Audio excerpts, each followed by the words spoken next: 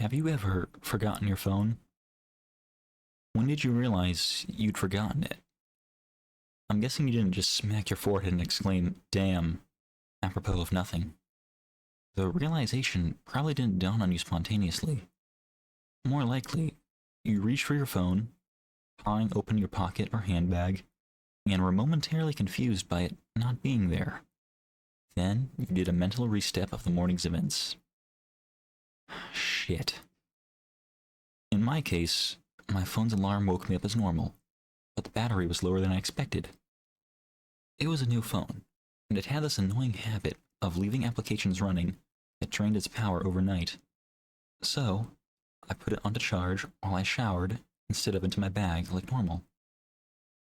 It was a momentary slip from the routine, but that was all it took. Once in the shower, my brain got back into the routine it follows every morning, and that was it. Forgotten. This wasn't just me being clumsy, as I later researched. It's a recognized behavioral function. Your brain doesn't just work on one level, it works on many. Like, when you're walking somewhere, you think about your destination and avoiding hazards, but you don't need to think about keeping your legs moving properly. If you did, the entire world would turn into one massive hilarious co-op cosplay. I wasn't thinking about regulating my breathing, I was thinking about whether or not I should grab coffee on the drive to work. I did. I wasn't thinking about moving my breakfast through my intestines. I was wondering if I'd finish on time to pick up my daughter Emily from nursery, or get stuck with another late fee. This is the thing. There's a level of your brain that quietly deals with routine so that the rest of it can think about other things. Think about it. Think about your last commute. What do you actually remember? Little, if anything, probably. Most common journeys blur together, and recalling any one in particular is scientifically proven to be difficult. Do something often enough, and it becomes routine. Keep doing it, and it stops being processed by the thinking bit of the brain, getting relegated to another part dedicated to dealing with it. Your brain keeps doing it without you thinking about it. Soon, you think about your route to work as much as you do keeping your legs moving when you walk. As in, not at all. Most people call it autopilot. But there's a danger there. If you have a break in your routine, your ability to remember and account for the break is only as good as your ability to stop your brain going into routine mode. My ability to remember my phone being on the counter was only as reliable as my ability to stop my brain entering morning routine mode, which would dictate that my phone is actually in my bag. But I didn't stop my brain entering routine mode. I got in the shower as normal. Routine started. Exception forgotten. Autopilot engaged. My brain was back in the routine. I showered. I shaved. The radio forecast amazing weather. I gave Emily her breakfast and loaded her into the car. She was so adorable that morning. She complained about the bad sun blinding her, saying it stopped her having a little sleep on the way to nursery, and left. That was the routine. It didn't matter that my phone was on the counter, charging silently.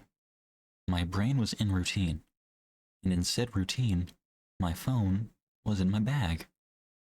This is why I forgot my phone. Not clumsiness, not negligence, nothing more than my brain entering routine mode and overriding the exception. Autopilot engaged. I left for work. It was a swelteringly hot day already. The bad sun had been burning since before my traitorously absent phone woke me. The steering wheel was burning hot to the touch when I sat down. I think I heard Emily shift over behind my driver's seat to get out of the glare. But I got to work, submitted the report, attended the morning meeting. It wasn't until I took a quick coffee break and reached for my phone the illusion shattered. I did a mental restep. I remembered the dying battery. I remembered putting it on to charge. I remembered leaving it there. My phone was on the counter. Autopilot disengaged. Again, Therein lies the danger. Until you have that moment, the moment you reach for your phone and shatter the illusion, that part of the brain is still in routine mode.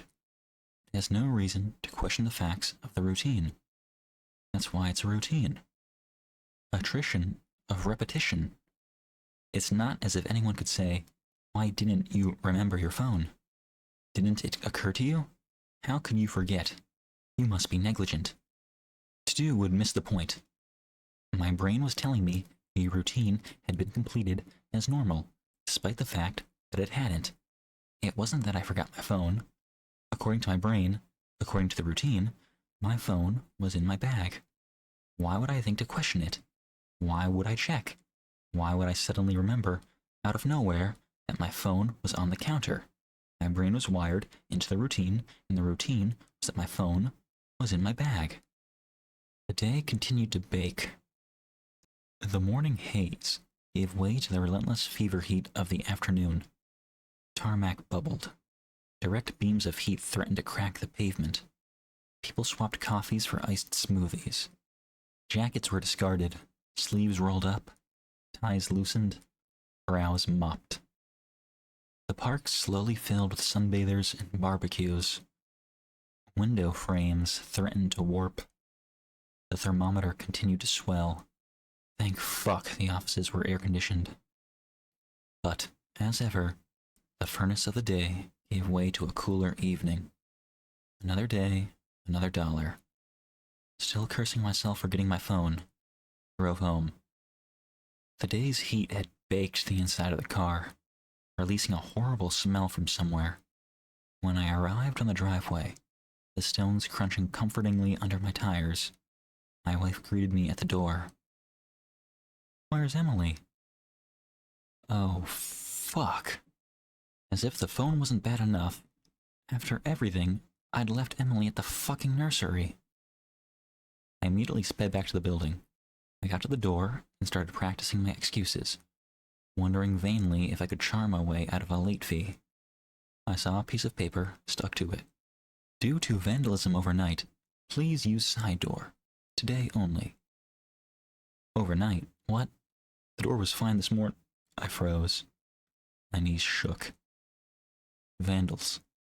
A change in the routine. My phone was on the counter. I hadn't been here this morning.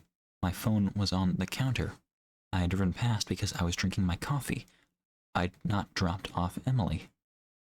My phone was on the counter. She moved her seat. I hadn't seen her in the mirror. My phone was on the counter. She'd fallen asleep out of the bad sun. She didn't speak when I drove past her nursery. My phone was on the counter. She changed the routine. My phone was on the counter. She changed the routine and I'd forgotten to drop her off. My phone was on the counter. 9 hours. That car. That baking sun. No air. No water. No power. No help. That heat. A steering wheel too hot to touch. That smell. I walked to the car. Numb. Shock. I opened the door. My phone was on the counter. My daughter was dead. Autopilot disengaged.